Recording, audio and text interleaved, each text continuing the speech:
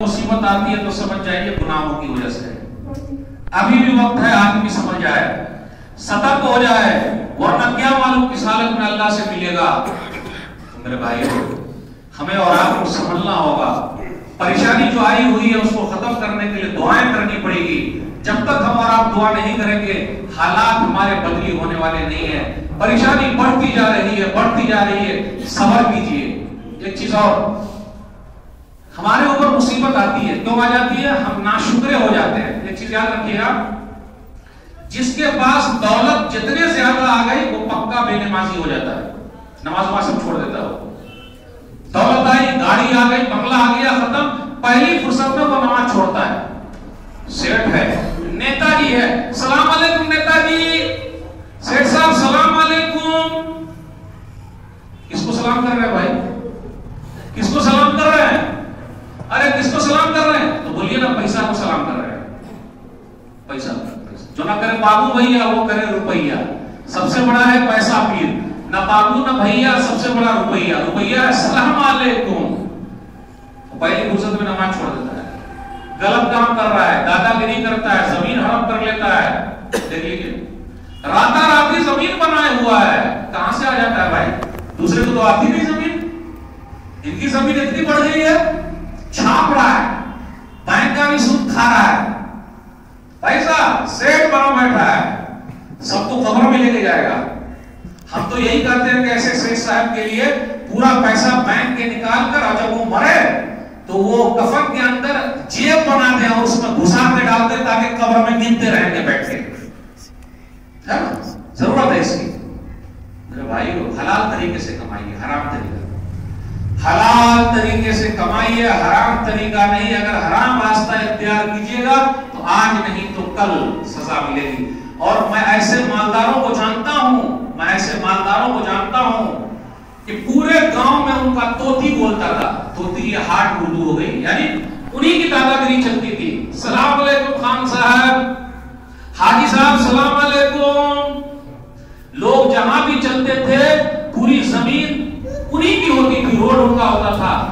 आज मैं उनको जानता हूं, ऐसे लोगों को, उनके खानदान वालों को, उनके बाल बच्चों को एक घर भी नसीब नहीं है, एक घर भी नसीब नहीं। पूरी जमीन बिक गई, पूरा गुरूर घमंड सब जमीन में मिल गया, अल्लाह ने मिला दिया, आज एक घर भी नहीं। दूसरों के होता है। मैं एक जगह था, यानी अल्लाह सजा कैसे देते हैं, दुनिया में सजा देते हैं, कैसे सजा मिलती है। मैं एक जगह था, तो एक साहब मस्जिद के बाहर भीख मांग रहे थे। ठीक है, भीख मांग रहे हैं। तो जब वो भीख मांग रहे थे तो किसी ने कहा, मौलवी साहब आपको पता है ये कौन है? बोला, अरे भाई हमको क्या मालूम कौन है?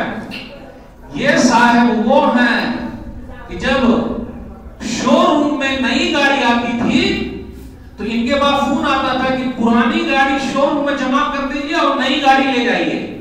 बोला, भाई आज ऐसा आदमी कैसे हो गया? अल्लाह की नाफरमानी क्या हुआ? चैलेंज किया होगा अल्लाह को, पानी सर से ऊंचा हो गया होगा, आज इस नौबत में आ गया, भीख मांग रहा है, भीख मांग रहा है। इसलिए कभी भी पैसे पर गुरूर न कीजिएगा, घमंड न कीजिएगा, क्योंकि अल्लाह घमंड को जल्दी ही तोड़ देते हैं। पहले देखा मैं ढील देते हैं, सुधर जाओ सुधर जाओ सुधर जाओ, और नहीं सुधरा तो एक बार पकड़ लेते हैं, फिर कोई मौका नहीं मिलता। आप ही बताइए मेरे भाई। इसलिए अगर दुनिया के अंदर ये सब जो परेशानी आई हुई है, अगर हम और आप नहीं सुधरेंगे तो आज नहीं तो कल हमारी भी बारी हो सकती है। इसलिए पहले अपने आप को सुधारिए। कुरान करीम की आयत को गौर कीजिए, इन्नल्लाह ला युगय्यिरु मा बिक़ौमिन हत्ता युगय्यिरु मा बिअनफुसिहिम। सूरह नंबर 13 आयत नंबर 11। अल्लाह उस कौम की हालत को नहीं बदलता जब तक कि वो कौम खुद अपनी हालत को न बदल ले। जब तक हम और आप बदली नहीं होंगे, कोई दूसरा बदली नहीं कर सकता। बदली कैसे होंगे? अल्लाह से जुड़ जाइए। बदली कैसे होंगे? नमाज में पाबंद हो जाइए। बदली कैसे होंगे? चेहरे पर दाढ़ी रखिए, पता तो चलना चाहिए कि भाई मुसलमान है। अब चेहरे ही से पता नहीं चलता तो सलाम किसको करेंगे? कुरान से जुड़िए, कुरान से। इसलिए कुरान के अंदर क्या आया? सूरह ताहा सूरह नंबर 20 आयत नंबर 124 125, वमन आरज़ अन ज़िक्री फ़इन्न लहू मईशतन ज़ंका व नहशुरुहु यौमल क़ियामति अअमा क़ाल रब्बि लिमा हशरतनी अअमा व क़द कुन्तु बसीरा। जो कोई मेरी याद से, मेरे कुरान से, मेरी याद से, अल्लाह फरमाते हैं, मुंह मोड़ेगा, यानी मुझको याद नहीं करेगा, नमाज नहीं पढ़ेगा, रोजा नहीं रखेगा, ज़कात अदा नहीं करेगा, कुरान नहीं पढ़ेगा, हम उसकी जिंदगी नर्क बना देंगे, नर्क एकदम परेशानी वाली बना देंगे। और अब क़यामत के दिन उसको अंधा करके उठाएंगे। वो कहेगा, ऐ अल्लाह मैं तो सीधा था, देखने वाला था, तू अंधा करके काहे उठा रहा?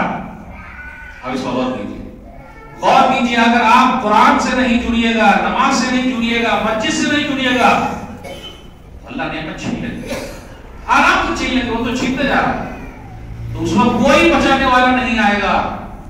इसलिए ये जो परेशानी आई हुई है और जो हम और आप परेशान है, उसका हल एक ही है, मस्जिद से जुड़ जाइए, कुरान से जुड़ जाइए, अल्लाह का शुक्र अदा कीजिए। कितने लोग बड़े नाशुक्र हैं, भाई साहब कैसा चल रहा है?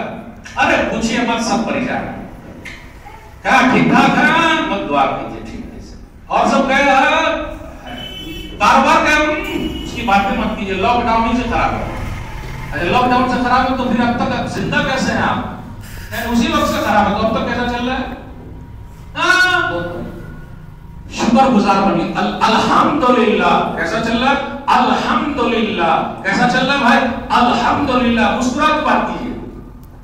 कितने लोगों के पास लिस्ट है, ये जो है ना लिस्ट, लंबी लिस्ट, ये कागज लेकर ऊपर क्या है, तो ये परेशानी, ये परेशानी, ये परेशानी, ये परेशानी, ये परेशानी, और सबको जाके सुनाता है, मेरी परेशानी सुनिए ना।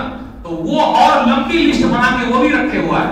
हमारी लिस्ट छोटी है, उसकी लिस्ट और बड़ी है, वो कागज और पूरा खोल के रख देता है। ये देखो कितने बड़े नाशुक्र है हमारा। अल्लाह के सामने लिस्ट रखिए, अल्लाह ये परेशानी है तू दूर कर दे, तू ही दूर करने वाला है। सहाबे कराम अल्लाह का